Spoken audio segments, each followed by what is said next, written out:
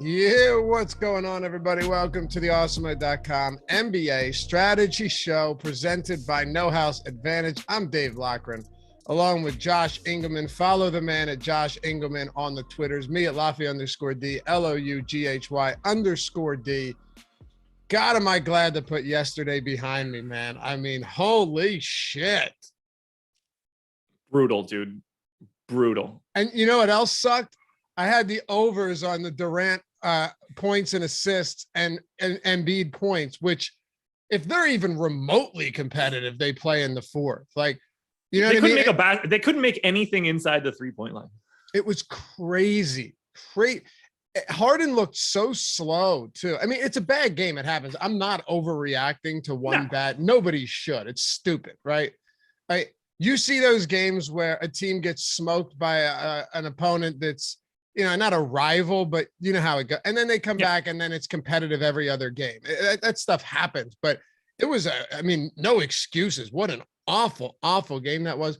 Harden could not get into the paint without being attacked. Embiid was getting to the line, but everything else just went terrible. The biggest thing for me was the amount of wide open threes for the Nets. Granted, you're never going to shoot like 70% again like that, no matter how good they are. But yeah, to think that Kevin Durant, the thing that people don't look at Kevin Durant as one of like the best pure shooters, or is he the best pure shooter ever? Who, Durant? Yeah. Well, no, it's Steph. I know, but are we sure? We are. Is it then Durant? But it's not like Durant's 150th. He's like third or something. Who's second? It might be Kevin Durant. When this guy shoots, every time I watch him, I'm not saying this just to be hyperbolic. Every time he shoots, I can't tell if the ball went in or he airballed it. It's clean. Because the net doesn't move. Yeah, it's so clean. I mean, for real, the net doesn't move when he shoots, Josh. It's crazy. The net was not moving yesterday when Philly shot from mid-range, where they shot a crisp 13% from mid-range yesterday. What an awful 43% at the rim. They happened to shoot 39% from three. If they could have just made anything that wasn't a three, they might not have been down by 30 in the third quarter. Sean J said it wasn't a bad game. The Nets are clearly better. That's why I laughed after it. What'd you say? I laughed after that. Like it's possible, but no, it literally was one game. That's basketball. It was one game. It's totally possible that the Nets are better. Yeah, sure. Well, I mean, but it was one on game. Paper, they're better. So says basically everything that exists. We already knew this. That wasn't like a shock or a surprise. The entire world thinks that the Nets are better than the Sixers. Except a lot of Sixers fans. A lot of Sixers fans are delusional. Sure. But like, you know, the Nets had better odds to win the East. That is given where they are in seeding, that assumption means that the Nets are a better basketball team. But it's not like they're a 30-point better team. No, right. And I'm a Sixers fan, right? And I still would have done that trade 10 times over because it's better than having Ben Simmons sit on the bench and never play again. But let's have that conversation right now. Ben Simmons' first game for the Brooklyn Nets is set the date. Dude, I don't know. I'll say. Does he play in March? I was going to say late March. Okay. Late March. Okay. They got the Magic on Tuesday, the Mavs on Wednesday, the Blazers on Friday. Home against the Jazz on the 21st. Is that going to be it? I don't know. Could be. Also, Doc Rivers is just awful at adjusting, and he's the most overrated coach in the league. But that's besides the point. But bring back Brett Brown, man. Ben Simmons received a ruckus applause. He actually did in warmups where he dunked the ball. They all cheered because he didn't do it in Game 7, which is funny. It's fair. Some of the videos of the people getting kicked out are hilarious. It's good stuff, man. Tried my best to use that as a plug for today's show. Tommy David Walker said Loughy sounded way different when they won the first 2 games. Don't twist what I said. What I said was people acted like Joel Embiid and James Harden on the floor wouldn't be able to coexist. Yeah. Yesterday had nothing to do with that. Harden was 1 for 12 at one point. Yeah, I don't read anything into yesterday's game. Have you once heard me say that this team's going to the finals? Once? I mean, it's basically just the only thing that comes out of your mouth. In all seriousness, have I said that? I don't know if I want to continue with my gimmick or yours. So we'll go with not. No. I have no. not. Maybe that's on Adam's shows. I haven't. I don't think they will. But I think they're a lot better now than they were before. That's all. We got a super chat. I mean, they're unquestionably a better basketball team than they were 3 weeks ago. That's all. And it's not debatable. And outside of yesterday, which was really tough to watch, they're more fun to watch. A lot. They have the second best odds to win the East in the league right now. Oh, listen, dude. They're ahead of the Bucks. It's still one game. Yeah, it's still meaningless. one game. It's meaningless. Yeah, it's a totally meaningless game. But I've never come in here being like, man, they got it. This is the year. It should be the year. They need it to be the year, but I've never said it is the year. No. Chris Xavier Jones, $20 super chat. Thanks, man. He said, I was in awe when I binked 2 weeks ago. Yesterday, I binked again, earned $50K in 2 weeks. Appreciate you guys. That's awesome, man. Congratulations. Good to see. Hit that thumbs up if you haven't done so yet. Hit that thumbs up if you haven't done so. Sean J says, how's Philly ahead of the Bucks? Well, because it was one game. That's the whole point. Yeah. Like, don't take my word or Josh's word for it. Look at Vegas. Like I'm looking at it right now. Sixers plus 340, Bucks plus 350. Now, I think I would prefer the Bucks just because they've done it and it takes a little bit to get over that hump. But I mean, they're basically tied, but right now you get better odds on the Bucks than you do on the Sixers. I think the Heat are slept on, man. I don't think they can create enough offense in the postseason. I don't know. You're probably right, but they're a good defense. They can slow teams down. They can kind of create the pace that they want. Bam Adebayo is phenomenal. Yeah. Jimmy Butler's good, very good. But then you've got, to me, it's like, how does Lowry play? What do we get out of Oladipo? Tyler Hero is a great 6-man. Yeah. I don't know, man. I think that I'll say this much. I wouldn't want to face Miami in a 7-game series. No, they're going to make you work, and the defense is a problem. But I think I don't think that their offense can contend in the postseason. I don't think they have enough shooting and spacing. All right. Hey, let's talk some basketball because we got 10 games today. We could keep going with this, but we're going to run out of time at some point. Anyway, subscribe to the channel, hit that thumbs up, and if you want to join, hit that join down below. So Tony's got that nice 12-month badge, man. Just the only one in there. You got to feel exclusive. For real. The custom emojis, the free super chats each month, the sweet badges in there. And then, of course, we'll always prioritize your questions and comments along with those in our premium Discord. And we're going to do for all of our members a big March Madness bracket with awesome prizes, big memberships. We're going to be giving out a lot of our new sports betting Discord memberships. It has Alex Baker, Steve Buzzard, Ben Rasa, all of them giving you their top picks every single day. Premium content. Alex created an ROI tracker for that. Just some really cool stuff that's going into that. And in the event that you have yet to check that out, or you just want to get in on that now, you can by using the promo code, Josh. I don't know, man.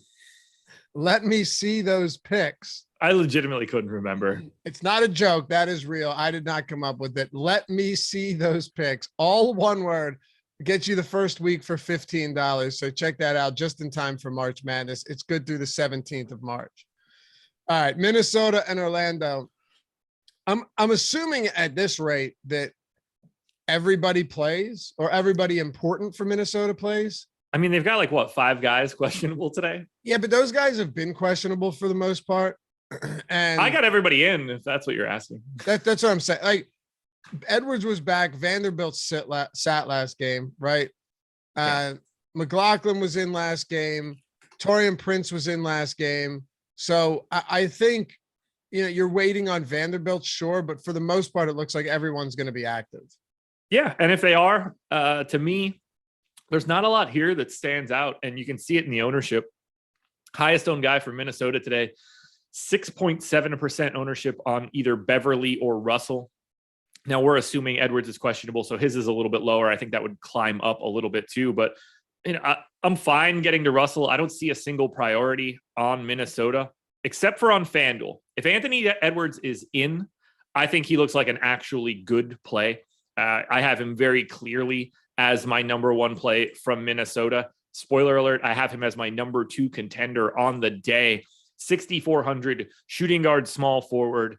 It's a matchup against Orlando where they get a little bit of pace as well. This is they gain 1.8 possessions over their average. Edwards is about a fantasy point per minute guy, but facing Orlando makes it a little bit better. I just really like that price because he's going to shoot one way or the other. Now, he might shoot himself into a 4 for 21 type day, but he's going to get those shots up, and I want to take advantage when the price is as low as it is. All right. I feel like this Orlando team right now has been making for some decent DFS games. They're actually playing at a fast pace.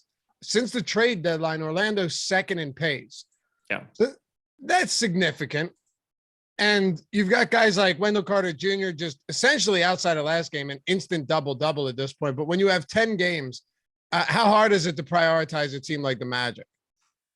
Not looking like a team I'm going to get to all that much outside of Cole Anthony on FanDuel. On DK, no one north of 10% ownership. I didn't get anybody coming out of my sim north of 10%. So it's just kind of like you can always get to appropriately priced starters on most teams. And a matchup against Minnesota is helpful. So if you tell me that Wendell Carter Jr. or Franz Wagner or Jalen Suggs is your last guy in, I don't have a huge issue with it. I just can't say anything about them. There's nothing interesting there. Cole Anthony for 6K on FanDuel is interesting to me. It's a fantasy point per minute guy. 6K, point guard, shooting guard eligibility, going to play about 30 minutes. And the matchup and pace of this game, I think, is a bit of a benefit. But again, there's not really a single priority in this game outside of Edwards on FanDuel. Okay. That's easy then. I think some of these games will be pretty easy to get through for the most part. Yeah, I mean, I can't be talking too much about 5 to 10% owned guys. There's no point. Not at 10 o'clock in the morning. There's really no point at this. The next game, though, is interesting to me just because Detroit's a huge dog against Boston. They're actually playing good basketball right now. I had mentioned to Adam, and he was shocked that over their last 8 going into that game against Chicago, they were 6-2. And even in the games they were losing, Detroit was playing close basketball. They've been competitive lately. Now, that's not to say that's going to happen today. They're 14-point dogs. You never know. But last game, I can tell you right now that a lot of people were disappointed by one Marvin Bagley III, Josh. Yeah. Now, you have no Isaiah Stewart. So do we go back to any of these bigs for the Pistons? Sort of, but not really. Like Bagley's not pulling any ownership. He's 5,600 on FanDuel, 5,500 on DraftKings. He's less than 10% owned. I don't find him all that interesting. Kelly Olynyk is actually the guy that's getting the ownership, 14% on both FanDuel and DK. He's power forward center, 4,200 on FanDuel, 4,400 on DraftKings. I don't really see it for Olynyk either. I mean, how many minutes does he play here? 22? He played 20 last game, and that's like his ceiling right now. Yeah, it doesn't seem like, I mean, they split the center minutes. Like that's just what they do. The last time out, Kelly Olynyk played 20 and a half. Bagley played 27 and a half. They played all 48 minutes together at center. Like that's just what happened. The game before that, they went to overtime. They split the center minutes. So I don't really see anything that's all that appealing here. If I'm going to get to anybody, it's probably Cade Cunningham. I just feel safest. 7,400 on FanDuel, 7,800 on DK. You get the shooting guard, small forward eligibility as well. He hasn't been all that efficient, but the playing time is going to be there. I just look, the total is like 216 or something in that neighborhood right now. Detroit's big time underdogs. Boston's defense is exceptional. This is just a bad spot. Look, 20 minutes from Olynyk, if he was 3,500, I say this to Adam all the time. I love him because Olynyk in 20 minutes can give you 35, but I don't understand that here. I think the ownership on Olynyk comes down throughout the day for sure at this price point. I don't really see it. Be shocked if it didn't. Boston too. You've got Al Horford, who, you had talked about this when we were on the deeper or live before lock like a week ago. I think it was not this week, but last week, where as much as you don't want to play a guy like Al Horford, if his price is going to remain, consistently in that low 6K range, and it actually came down since last time, and in close spots, you're going to get 34 or maybe even more minutes from him, especially against this Detroit front court. There's really no reason not to have some interest in him tonight. Yeah, the tricky part here is that this seems tailor-made to just not play Al Horford 32 plus minutes, and you just give Grant Williams like an extra 2 or 3. I don't.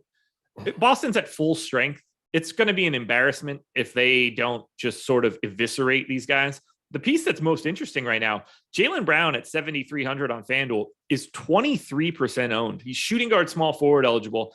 I think he looks good. I think I'd rather get to Robert Williams. He's got power forward eligibility on FanDuel, 7,700. I mean, Robert Williams is a better per minute performer than Jalen Brown. And they're not playing all that dissimilar of minutes. Robert Williams is 7% owned. Jalen Brown is 23% owned. To me, that doesn't make a ton of sense. I would rather get to slightly more Robert Williams than Jalen Brown. Again, not that Jalen Brown isn't a good option, because he's very clearly a good option at that price. But I think Robert Williams is the guy getting slept on the most. On DraftKings, I see these guys pretty similarly. Like Tatum, probably a little bit too expensive for this particular matchup. Jalen Brown, probably a little bit too expensive. They're getting like 8% ownership. I think that makes some sense. Derek White, maybe a little bit of upside at 4,700, but his minutes have been so minimal. It's kind of weird to me. So again, no priorities for Boston. It's just not, I just don't expect them to be out there all that much. I don't know how Detroit cracks this Boston defense. No, they did last time they played like a week ago, beat them. They certainly did. And then the game before that was like a 9-point game. Granted, again, only a couple of games, but yeah, they're playing well. It wouldn't shock me. Like if you're asking me, you're taking the points on Detroit, or you're going to lay them with Boston? 14 points is a lot of points. I'd probably take. I'm not betting this game, but they've proven recently that they can hang in there. So we'll see. We'll see. If they I don't think they're going to shoot 55% from 3 like they did the last time they played Boston. Probably not. Probably not. The LA Clippers squaring off against the Atlanta Hawks today. Essentially, everything's the same for the Clippers, just from an injury standpoint. Covington is out again with those personal issues. I have no idea what's going on there. Doesn't matter. He's out. This team has been, you want to talk about a tough team to get to. You might have a different opinion on FanDuel, but on DraftKings, they're all just either overpriced or reasonably priced, or, they're Nicholas Batum and they rarely step onto the floor in the fourth quarter. It makes them really, really difficult to want to get to at all. Yeah, Batum and Marcus Morris are both about 10% owned. I guess I understand that. There is some room for additional minutes here, depending on whether or not you think Brandon Boston is going to play. This last time out, they went to an 8-man rotation. Feels like that's not something that the Clippers are going to do long-term. So I think it's more likely that Brandon Boston steps back in as the 9th guy. The minutes that went to Batum are the most interesting spot. He played 33 minutes their last time out, which is not what you normally expect, considering he hadn't played 33 minutes in the previous month in a game. Read into that what you will. Same sort of situation for Luke Kennard. Basically, if they go to an 8-man rotation again, and they cut Brandon Boston from this rotation, there are going to be a couple options here for the Clippers that you want to get to, just because when you're only spreading 240 minutes across 8 guys, you're naturally pulling people up. I just don't know if that makes a ton of sense. So I'm happy to take my chances on the guys that get the minutes, the Reggie Jacksons, the Marcus Morrises, the Terrence Manns, I guess the Batums to a degree, although if Batum's already 20% owned on FanDuel, he just seems like an easier fade to me. It seems more likely that he's just going to play 24 minutes. So I get the idea of rolling the dice on the Clippers. I just don't know who to pick individually. They all look like, I don't think that Morris, Mann, Batum, Kennard, or Reggie Jackson on DraftKings look all that different relative to salary. So if it's a last guy in, feel free to pick one out of a hat.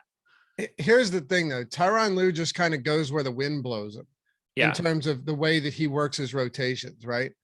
Like if the bench is playing well in the third quarter and they're making inroads and they're playing from behind, he'll leave them out there for the entire fourth quarter. Yeah, they're a whole team full of like 4th through 7th guys. Right. So like you can mix and match everybody because basically they're all the same person. That's exactly right. And like Reggie Jackson's always going to be out there, in the fourth. But when it comes to guys like Zubats, could be Hartenstein. When it comes could be Morris. Could be Morris. Yeah, right. Exactly. You look at all of these guys and it does, like Batum a lot of times won't touch the floor in the fourth. So I don't know. Weird spot. But I see what you're saying and it makes sense. Like if you just want to, if they do go with an 8-man rotation, then you're getting at least good enough minutes at those price points. I just have no idea if they will. Yeah, and I don't know who benefits from going to an 8-man rotation. Like Kennard and Batum both played 30 minutes. If you told me that became Terrence Mann and Amir Coffey today, I'd be like, yeah, okay, I get it. Right. This wasn't an 8-man rotation where it's 40 minutes for all. This wasn't a Nick Nurse rotation. This was like everyone gets 25 to 30 minutes outside of Hartenstein. And that just felt like the Grizzlies of like 2 years ago when everybody was just playing like 26 minutes at a time. Yeah. And somehow he did that with like an 11-man rotation. Yeah. I don't know. Somehow they were playing 265 minutes. Exactly. It was like an extra, it's like they got overtime, but no one else did. Right. Every day you couldn't play anybody. No. Atlanta Hawks. So Trae Young. If you look at all the expensive players on this slate, you got Luka, you got Murray against Utah, you got Ja against the Knicks, Towns against Orlando, Tatum, and then you come down to your Trae Youngs, your Julius Randles and such.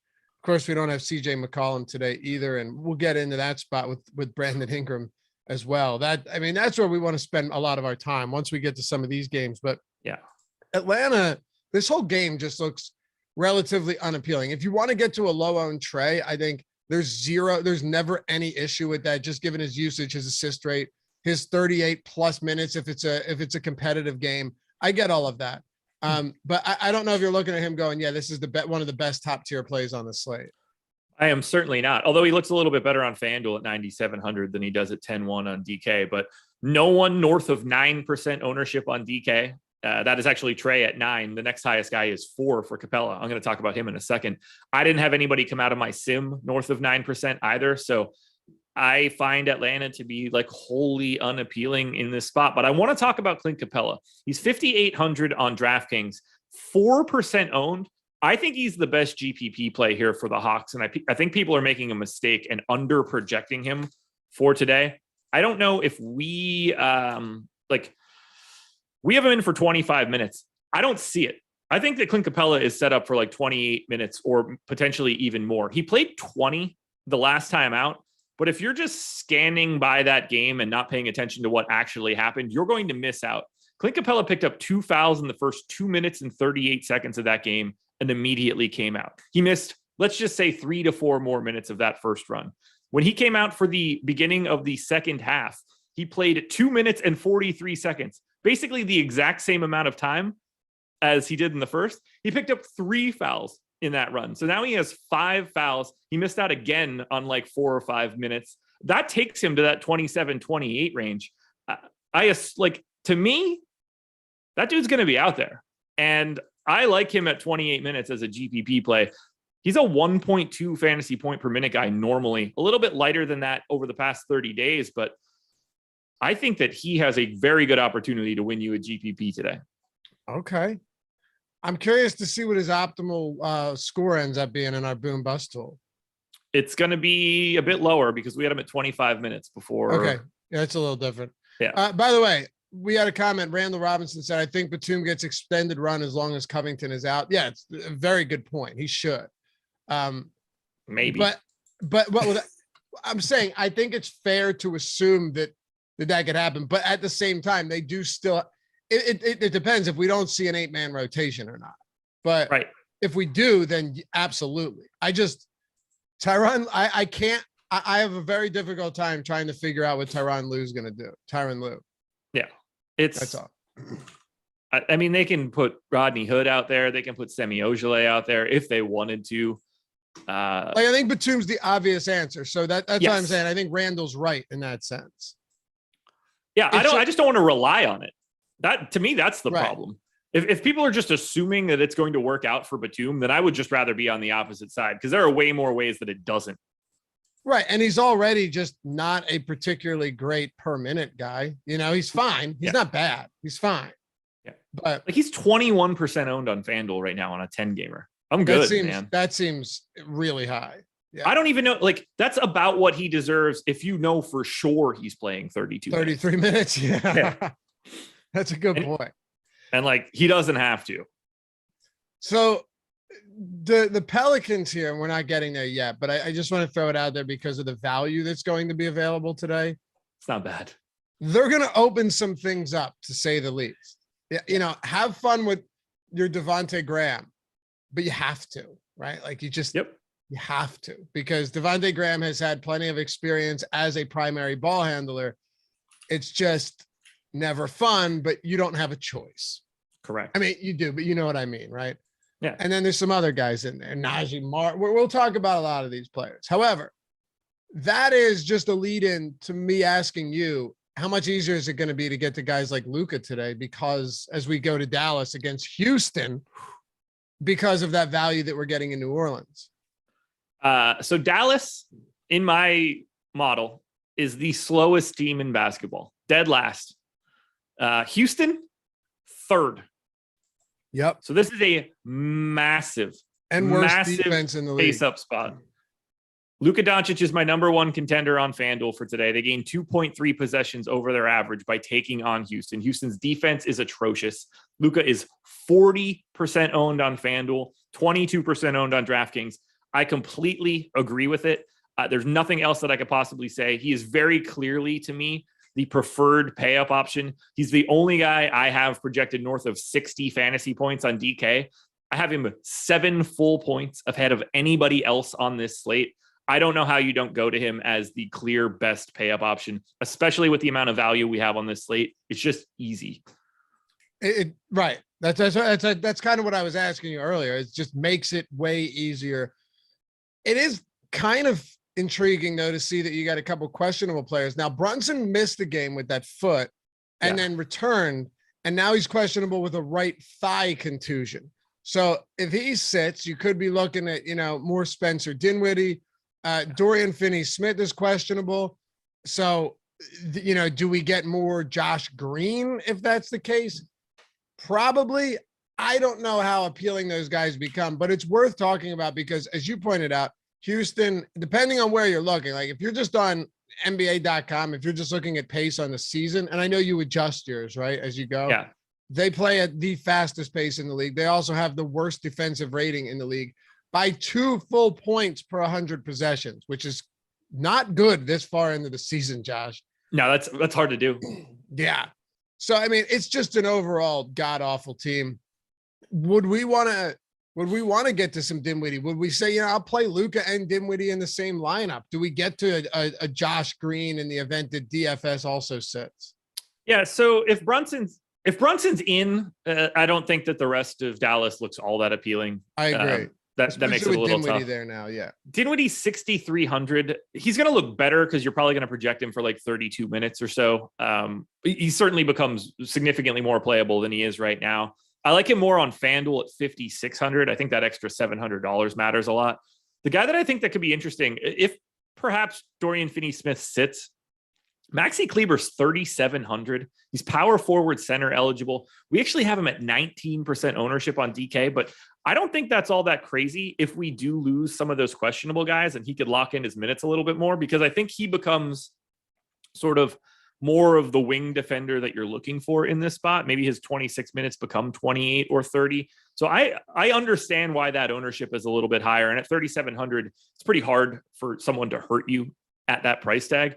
I think Josh Green probably gets more minutes. If, like, you know, we saw Josh Green play 18 minutes with no Brunson when Luka and Maxey were both out, we saw Josh Green get up to 29. I think you might need to see two guys out for him to get well north of that 20 mark. Could be a value play if we lose those questionable guys. So you'd want to see Finney-Smith and Brunson out for him. Yeah, I think so. I think Green only gets to like 20 minutes at best there if it's Brunson, and I don't think that really matters. Yeah, he's not the type of guy that in 20 minutes you're feeling great about on a 10 gamer at all. No, I got him at 0.78 fantasy points per minute in my baseline model, and he's been worse than that over the past 30 days. Okay. Yeah, I only ask because this is Houston, right? So yeah, when you're getting like a minimum salary guy that maybe does play 25 minutes, it's always a discussion for sure. But I usually hate playing anyone on Dallas outside of Luka. It's just, it's the only time you ever see like a Kleba or a Dwight Powell or Reggie Bullock is on a short slate or just one that has zero value. But this game against Houston, especially depending on what the injuries look like, it threw me off.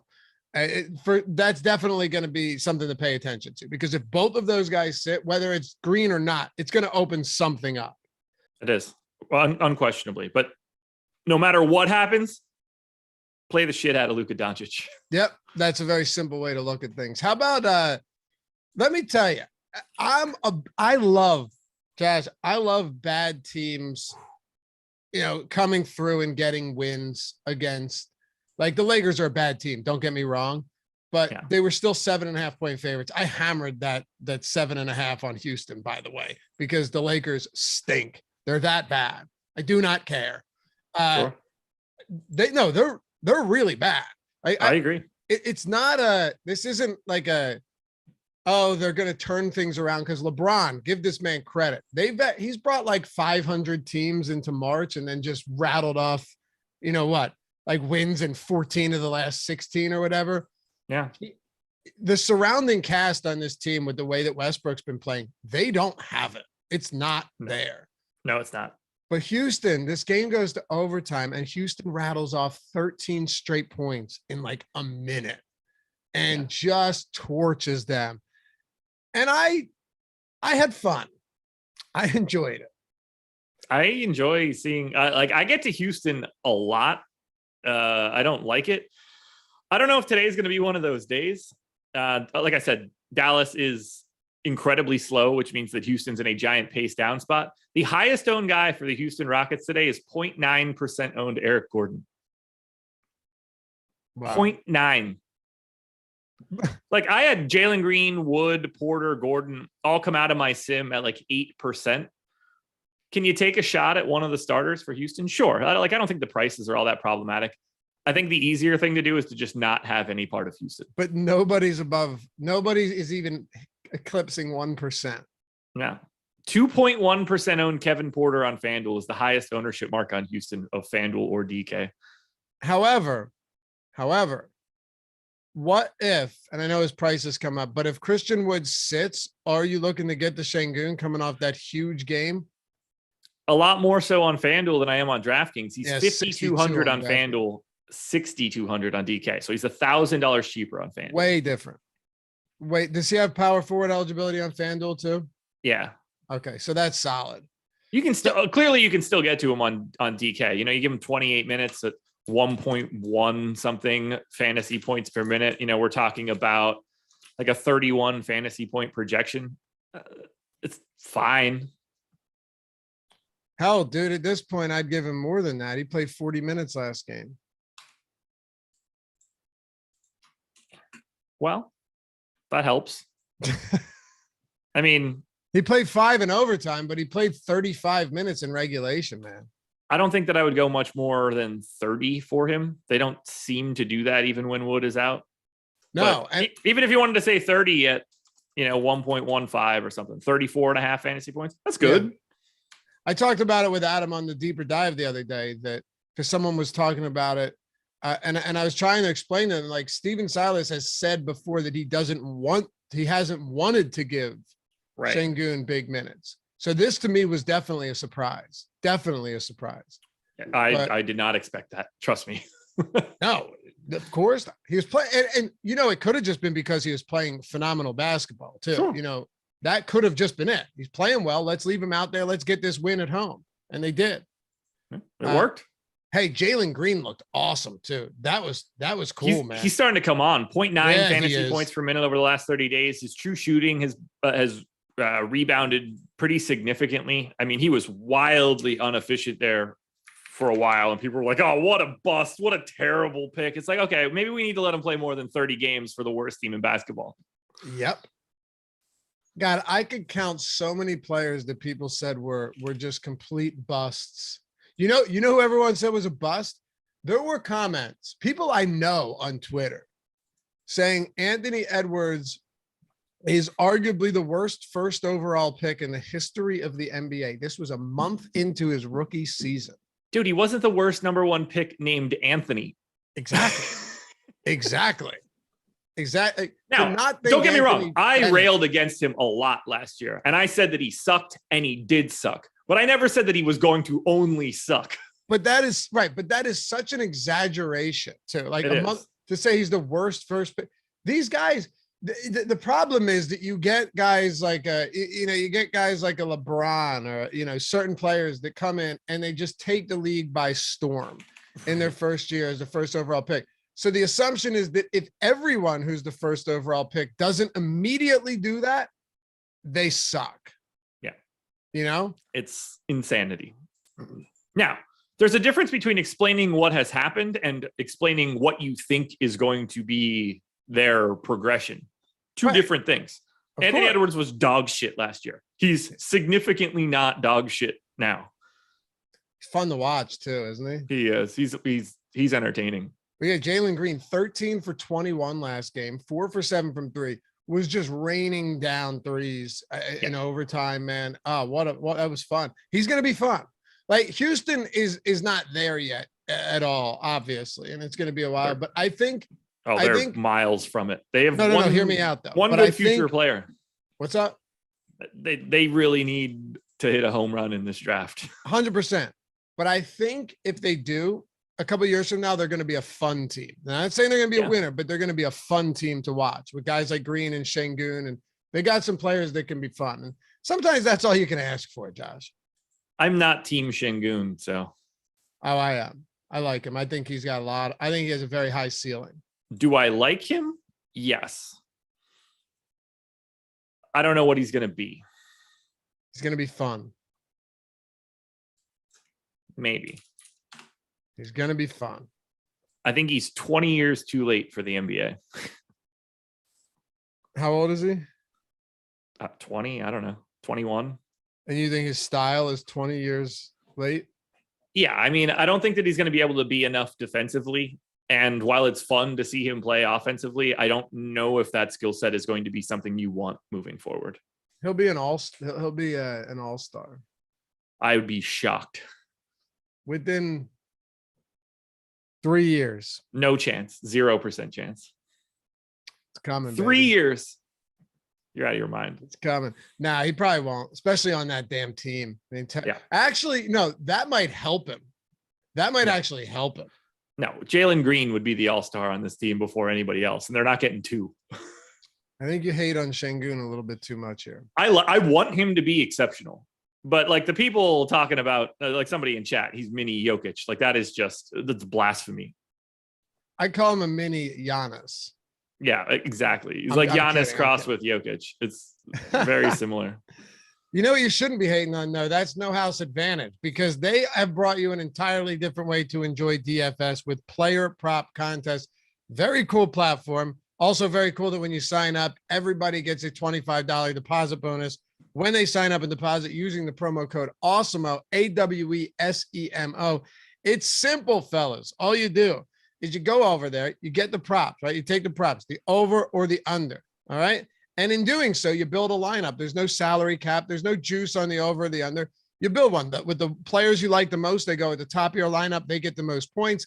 The ones you're least confident in get the fewest points. They go at the bottom of your lineup. Very simple. Also, if you want to make life a little bit easier for yourself, use the free No House Advantage projections at Awesemo every day, or the optimal lineup tool to help you take down some big prizes, and Odd Shopper or our player prop tool. All of that stuff these props are static throughout the day. So you're going to get you're going to find huge advantages by just doing a little bit of research, figuring it out. And we put that work in for you over there with the tools that we give you for free anyway. So check it out. Big prize pools, mass entry capabilities, all of that stuff. NoHouseAdvantage.com. Download it in the App Store, Google Play Store, however you want. But make sure when you do so, use our free tools and use the promo code Awesemo to get $25 when you sign up and deposit for the first time. No House Advantage, sponsor of the Strategy Show. All right, man. New York Knicks. You know another guy that's really playing good basketball that is developing? RJ Barrett. I thought you were going to say Alec Burks. No, get out of here with that nonsense. Oh, you mean the best play on the Knicks today? That doesn't mean anything to me. It means nothing. RJ Barrett's becoming a damn good basketball player. RJ Barrett is a lot better right now than I was expecting him to be. I will also say that if Alec Burks is going to be the highest owned player on the Knicks, or in your opinion, the best player on the Knicks, that's just gross. I mean, he's 14% owned on DK, and that's exactly where I got him in my sim. I don't have much to add to that. He's playing 36 minutes a game at 5,500. That's really all that I'm looking for here in a pace-up spot against Memphis. Yeah. And Reddish is done for the year. Yes, Reddish is done for the year. He might have been done for the year anyway if he just like looked at Tom Thibodeau wrong. But right, but I'm saying he was getting minutes. He was starting to play now. But yeah, he's donezo. So it's Burks for me on DK and very little else. On FanDuel, it's different though. Barrett 7,500, shooting guard, small forward. He's 15% owned. I agree with it. Randall is 8,600 on FanDuel. That's $1,200 cheaper than he is on DraftKings, and he's got power forward center. So to me, Randall at the 13% ownership is correct. And then I don't totally agree with $4,200 Evan Fournier getting 20% ownership right now. I think that comes down, and I certainly wouldn't want to be there if he's getting that because his minutes have been down a little bit as of late. Now, I don't know if that changes with Reddish out. Maybe those minutes climb back up again. I got him in for 28, at which point I don't want to have 20-something% of Fournier. But I get it at 4,200 because there's a bit of upside there. The Knicks beat Dallas by 30 the other day. Does that mean that they are the markedly better team as well? Yes, that's exactly how that works. We only look at one game to establish every personal thought that we have. Did anybody score 50 points? Because I assume that that person just averages 50 points a game. Right. Oh, obviously. One game samples for life. You want to talk about Memphis? Nah. No. I mean, what we could spend this. This is pretty close to Houston ownership here, but yeah, that's why I said no. I didn't. Yeah, I know. I knew where you were going with it. It's not very pretty. I mean, no. Ja's up there. You want to dabble with that, but his price now is getting to a point where he's getting up there with DeJounte Murray. Tough matchup for him too, but. Ja was like 10-1 before. Excuse me. Now he's 10-8 on DraftKings. Yeah, like I can't pay 10-8. Look, he's been great as of late. He's like 1.4 fantasy points per minute and change. I'd rather have DeJounte Murray at $200 more expensive than I would rather have Ja. I'd probably rather have Jason Tatum $300 cheaper. I'd rather have Trae Young $700 cheaper. It's the matchup. Like I just don't really want him against the Knicks. Ownership is showing that same story. Jaren Jackson at 5% ownership on DraftKings is the highest owned guy on the Grizzlies on DK. I actually think that 5% is a little low, given his power forward center eligibility, but it's not. I don't see like any crimes here. To me, it's really difficult to want to get to Memphis. If you grab, again, this is another situation. If you want to grab starters as your last guy in, Morant, Bane, Adams, Jackson, there's nothing wrong with going to those guys. They're just not guys that we can talk about with any sort of like oomph because they just are what they are today. Well, that makes it a little easier to move on here then because we got 10 games on the slate. We have free content today as well. You don't need an account or anything like that, but if you want to check it out, NBA player projections, totally free. NHL ownership projections, totally free. MMA fighter rankings, totally free as well. And if you want to get in on everything else, hit us up at awesemo.com/join. All right, Josh, Cleveland Cavaliers at Miami. Yeah, you want to talk about a damn good player. Darius Garland, this dude is taking off in the world of NBA. He has been awesome, man. But he's facing Miami today, and he's 9K. But this is a terrible matchup for Cleveland. This is a terrible matchup for basically anybody, always. Highest owned guy in this game is Garland across both sites. 13% on FanDuel, 12 on DK. No Jared Allen in this one. I can't prioritize Darius Garland here with it's so easy for Miami to try to take Garland out of this matchup when the rest of the guys on this team are Dean Wade, Isaac Okoro, Chetty, Lamar Stevens, Rondo, Ed Davis. I am wildly against Cleveland except for one piece. This one doesn't make any sense to me. And look, I get that he sucks from a per minute basis, but Dean Wade should not be 1% owned given some of the ownership that we've already seen to potential value plays. He played like 37 minutes or some stupid shit the last time they played. Yeah, 37 minutes for Dean Wade. I didn't give him that. I gave him 29, and I think that he should be in 10% of lineups. He's a 0.7 fantasy point per minute guy. It's not good. He's going to start. He's going to play probably around 30 minutes with the potential to play upwards of 36. 1% ownership is dumb, even if he is not good on a per minute basis. I don't think you're wrong, because that is an absurdly low price point for a guy that could play huge minutes. Yeah. Huge. Right. Minutes. Like Amir Coffey's 3,800 and getting 7% ownership. They are basically the same person today. Yeah. I'm just looking at Popcorn Machine now. Not only did he play, he closed the game out in a competitive game, which they were down and then ended up. Yeah. I mean, the matchup sucks, but it doesn't matter at that price point. I hear you. Especially to Dean Wade. I will say, I don't think it's a lock that he starts, but if he does, then he probably gets big minutes again. You think it's you pretty confident that he starts? I'd be shocked if he didn't start. Okay. Fair enough. Miami, Jimmy Butler. I mean, this is another one where we just have to wait and see what's going on with Jimmy Butler, because they've got Hero back. You have Loughy back. You have Oladipo obviously playing limited minutes, but he's still in the rotation now. What do you want to do with the Miami Heat today?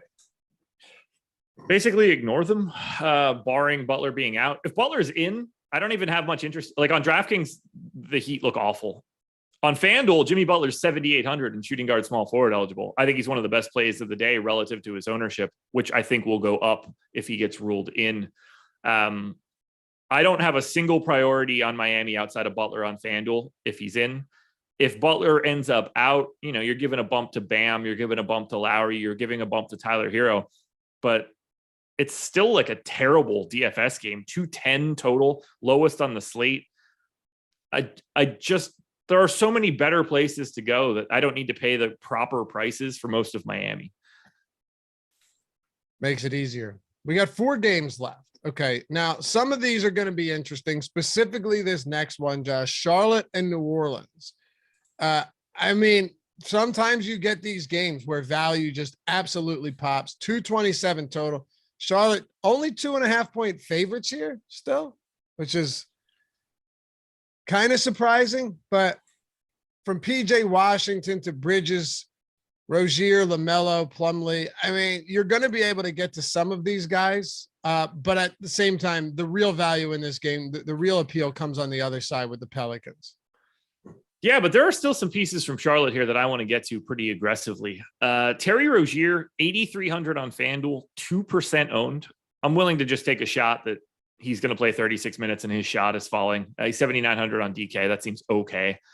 Miles Bridges is a guy that I get to a lot. He's 28% owned on FanDuel. I totally agree with it. He's 16% owned on DraftKings. I totally agree with it. That PJ Washington is playing massive minutes as of late. I got him in for 34. Now the per minute stats haven't been great. 0.76 fantasy points per minute, but he's got power forward center eligibility. He's a little lighter owned on FanDuel. I think that's appealing. He's a little heavier owned on DraftKings. I think you would probably just want to stick around that number. LaMelo is the most interesting guy, I think. 8,600 is probably not something you want given the way that his minutes have been trending, but he's 7,500 on FanDuel. The ownership is already there, but every once in a while, LaMelo Ball just plays like 34 minutes and you kind of want to be there for it. And against New Orleans on a day like today, I think it's worth that shot. Can we talk about the Pels? I don't think we have a choice. I meant like, were you done with Charlotte? I am done with Charlotte. Yeah. Okay. So Devontae Graham, you and I 2 days ago, I think it was you and me, maybe I don't remember what day it was, but the problem with Graham is that all of his minutes were coming with either McCollum or Ingram on the floor. He was getting no minutes by himself. It was like 2 a game, 4 a game, maybe 0 per game. At all times, Graham was on the floor with those guys. Now, everything changes. And this is somebody that you're going to see with a lot of opportunity. 700 minutes without him this year, 26% assist rate. I'm not getting ahead of myself here because it's still Devontae Graham, only 0.88 DraftKings points per minute in this situation. But at the same time, there's really no way to get away from it either. No, this is unquestionably the best spot of the day. Jam Devontae Graham into every lineup that you have, 4,300 on both sites. He gets usage bumps and assist bumps with these guys off the floor. I got him at a fantasy point per minute in this one. Let's not forget how good of a matchup it is to take on a fourth in pace, at least for me, Charlotte team. So jam Devontae Graham. I'm going to be jamming Herb Jones on both sites. Joval looks like one of the best plays of the day. Jackson Hayes is 4K on FanDuel. I think wildly interesting. If you want to take shots on Alvarado or Najee Marshall on DraftKings in the low threes, by all means, go for it. The ownership that's coming into New Orleans is fully warranted, but Joval, Herb Jones, and Devontae Graham, the clear best options. Devontae Graham in particular, very clearly number one. He is my number one contender on DraftKings. It's not even close. 31% optimal rate for me. That's 9 percentage points higher than Joval, who's second. If you're talking about just overall value on this team and how many guys you're willing to have in the same lineup, are you limiting it to 3 still here? You know, a 10-game slate is a lot, right? And I think while this team is in good spot, they still have enough players that you don't need to go with like an 8-man rotation. I think that 4 is okay here because outside of Joval at 7,800, no one's more expensive than 4,800. You're not blocking anybody out from price. Like these guys, Devontae Graham's target score right now on DK is 38 fantasy points. He can get to 38 fantasy points and doesn't even have to have a particularly good game if he's playing 32 minutes. The same situation here for Herb Jones. So like, and Herb Jones and Devontae Graham don't exactly overlap with the things that Joval does, so he can still clean up the boards and be fine.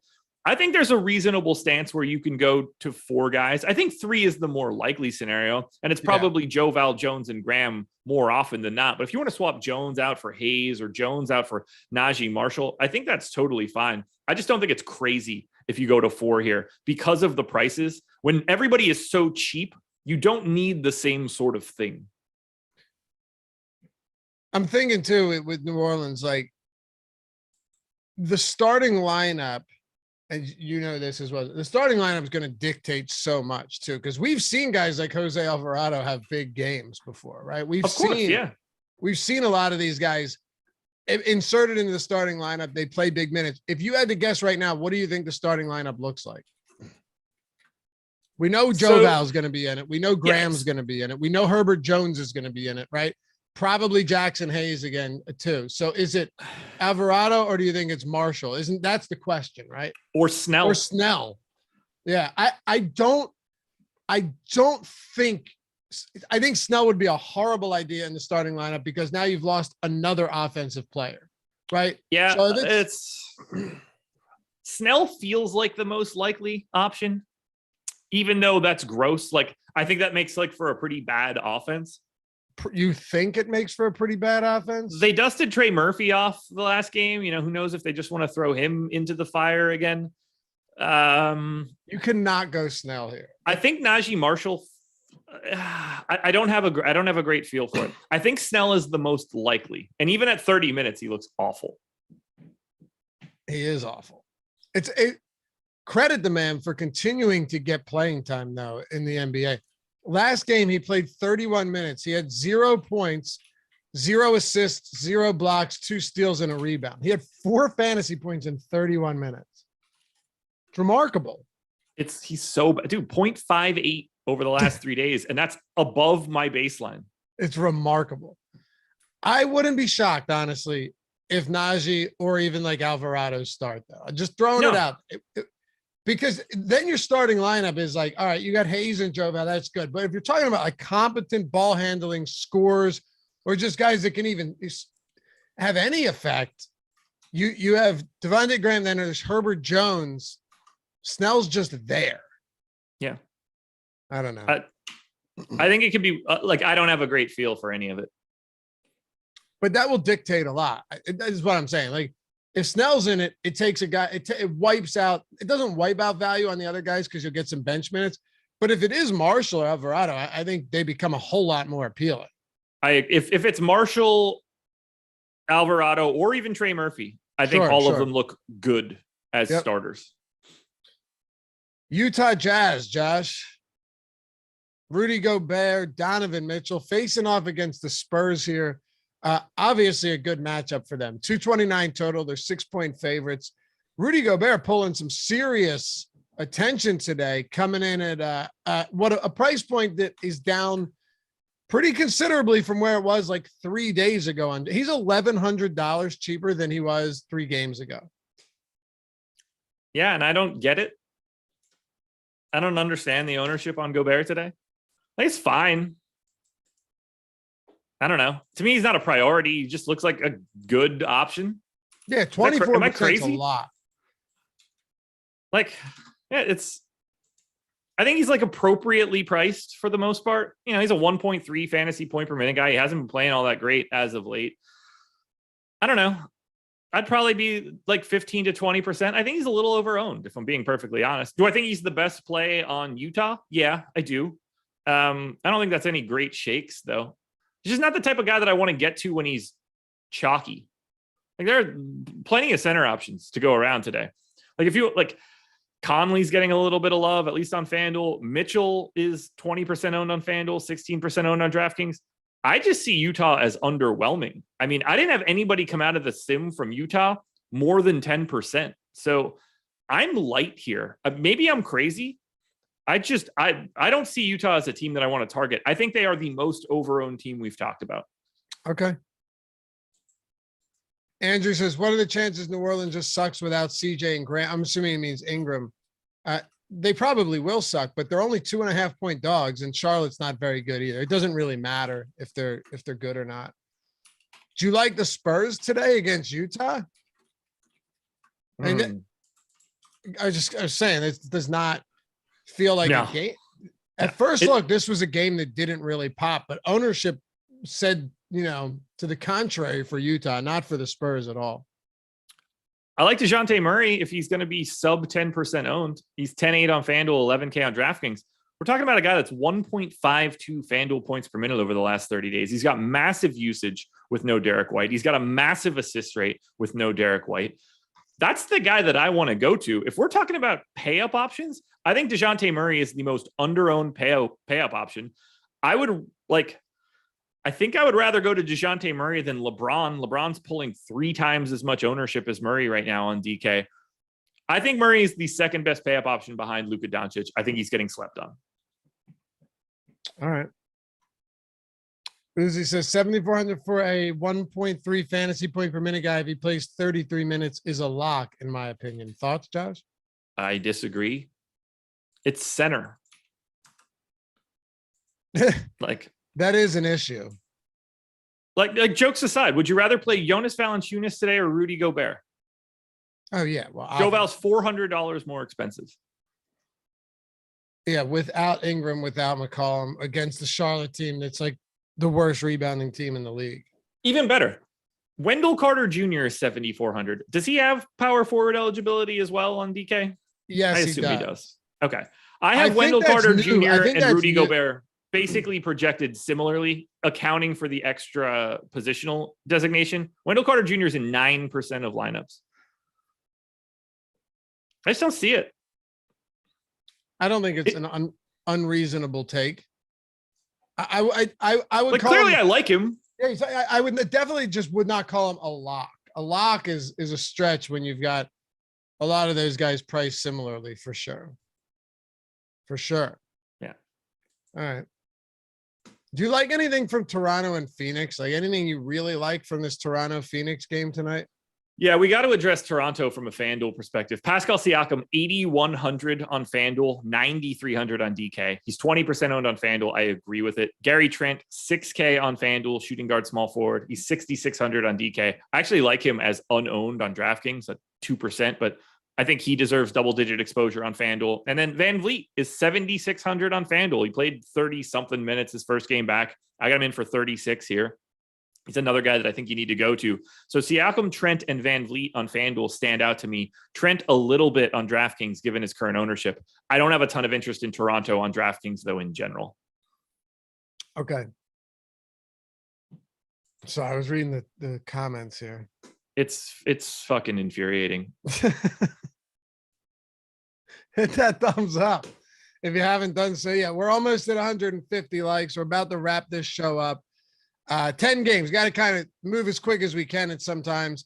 Before we get to this last game, though, let me just say, breaksofgod.com is doing these box breaks for baseball, which is back, football, basketball, all of the sports.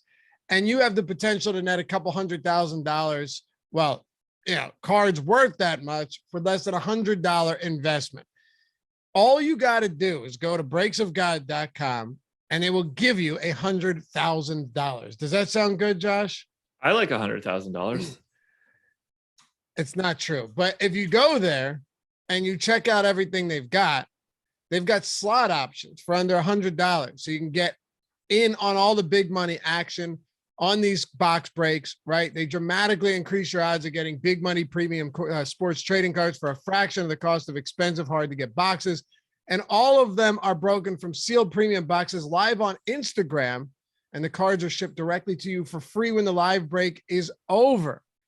It's a very popular and economical way for sports fans to get potentially high value or rare cards without having to buy a $1,500 box or case from themselves. Now, if you want to get in on it, the slots are limited. So act fast and use the awesome. I always do that. breaksofgod.com/A30, like Awesemo, breaksofgod.com/A30 to get 30% off your first break, and follow them at Instagram on Breaks of God. Check it out, breaksofgod.com. Use that breaksofgod.com/A30 to get 30% off.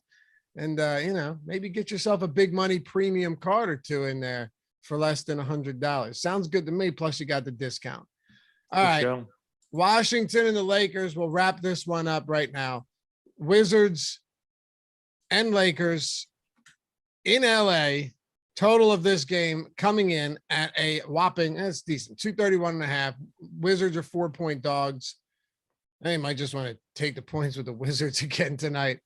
Do you like anything from Washington? So I'm trying to run through this because we're up against it. Yeah, there's one play here and one play only. It's not on DraftKings, where the highest owned guy is 7% owned, and that's all I think it should be. Kristaps Porzingis is 29% owned on FanDuel today. Power forward, center eligible, 6K. Now, I gave him 28 minutes. I don't get the sense that we need to be that aggressive, but he is very clearly the best option here. He's like a 1.25 to like 1.3 fantasy point per minute guy. This is a pace up spot against the Lakers, so that stands out. I like going to Porzingis. Maybe you get lucky and he plays a little bit more, but I think his upside is a little limited. I think he's overowned because he doesn't have the same sort of right tail that most players would have, because I don't think that there's a minutes upside for Porzingis. I think 28 is the ceiling you can get. I think you want to get to Porzingis on FanDuel at that price tag because the price is stupid, but pump the brakes a little bit because I don't think that Porzingis can go out there and play 32 minutes tonight. I skipped Phoenix, so I'm trying to juggle some stuff over here. I thought you went to both teams. Is there anything you want to talk about with Phoenix? Booker, Payne, Ayton, all 10% owned on DraftKings. That's totally fine. Campaign 6,700 on FanDuel is the only guy north of 5% ownership, and I agree with it. He should be a guy you probably have about 15% of. There are no priorities here for Phoenix. Toronto Phoenix is not the kind of game you really want to like concentrate on unless prices are wrong. Okay. And none of them really are, especially on Phoenix where you had Booker out and you have Paul out and now Booker's back. Correct. That always throws a wrench into the works. You know what I mean? Yeah, and like you can throw all the extra minutes from Cam Johnson being out at Landry Shamet if you want. Landry Shamet's a terrible per minute fantasy guy. He is. LeBron's expensive, but I mean he's on one right now, even though they're coming off that disgusting loss. It's really hard to blame something like that on him. He just has zero help whatsoever, and they can't stop opponents. But the salary's coming up. His production has been excellent. However, against this Washington team, it does feel like LeBron is once again in a damn good spot. I think he's wildly overowned at 14%. Is that because of Luka being basically the same price? I just don't think he's as like, I guess. I mean, I'd rather have Murray at no ownership than LeBron at 14. He's all right. Like, he's at 1.37 fantasy points per minute over the last 30 days on FanDuel. That's below my baseline rates for LeBron. So like, I don't find him to be all that appealing. He's a good play for sure. And he's better on FanDuel where he's 10-9 in comparison to 11-8 with the center eligibility on DraftKings. I like him, but I don't like him nearly as much as the ownership shows. I think it's just easier to go to a different pay up option today. We already mentioned who most of those guys look like. I'd rather get to Russ at 7,600 on FanDuel and 8,300 on DraftKings. So cue the chat now. Dude. I mean, sure. 8,300 seems a little bit prohibitive. I mean, 49.6 FanDuel points in his last outing in 40 minutes, obviously, but still, we're talking about what 1.24 fantasy points per minute for us in that last game. That's really good. If he gave you 1.24 fantasy points per minute again, which is basically what his baseline rate should be, that's fine. Is he slightly overpriced at 8,300? Yeah. Is 7,600 on FanDuel look pretty good? Yeah, I think so. I just don't want to rely on Russell Westbrook scoring. That's the problem. Like, I prefer. I hope you like the under for the Lakers. I'm saying I like to bank the Russell Westbrook peripherals because then when the scoring comes, it's everything, right? Like, I don't know.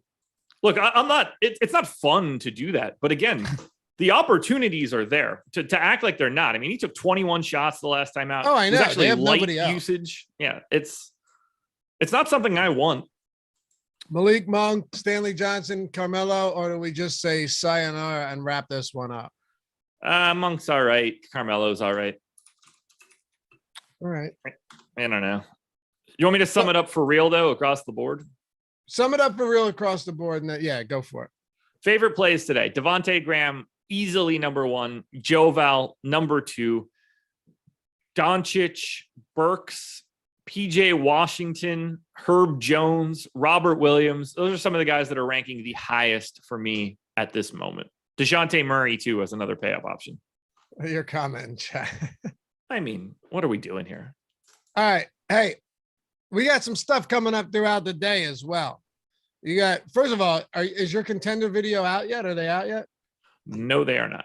But they should be soon. I will be recording them in the next 49 minutes. Be sure to check them out. You do Yahoo now too? 3 days a week. All right. So you got Yahoo, DraftKings, and FanDuel. Love it.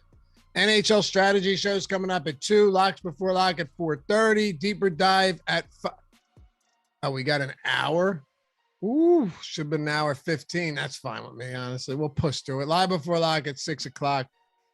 We'll see you guys back here soon. Thanks for hanging out as always. Not as much time for the pleasantries today, but we'll see you back here. Josh and I'll be back with you on Sunday as well. So if you're hanging out this weekend in the morning and you want to hang out, talk some basketball, we'll be here right here, same time. Peace. Peace.